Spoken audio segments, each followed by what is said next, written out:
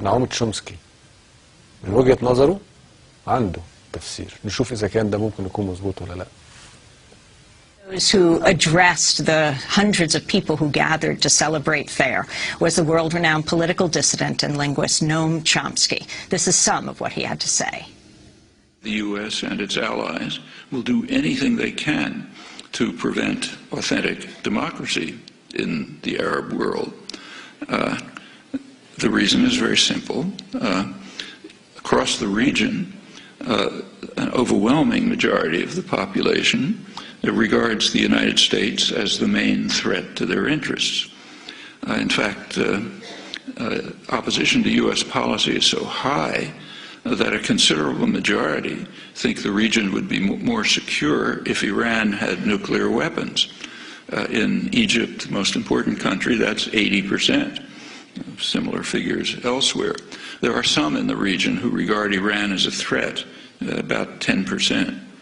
Well, plainly the U.S. and its allies are not going to want governments which are responsive to the will of the people. If that happens, not only will the U.S. not control the region, but it'll be thrown out.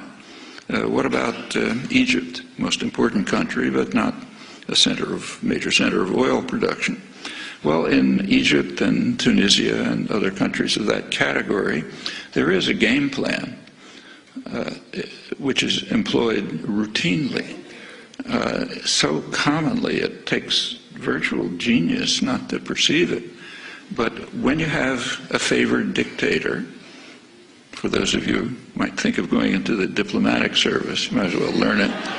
When there's a favored dictator and he's getting into trouble, support him as long as possible, full support as long as possible. When it becomes impossible to support him, like say maybe the army turns against him, business class turns against him, then send him off somewhere. Issue ringing declarations about your love of democracy, and then try to restore the old regime, maybe with new names.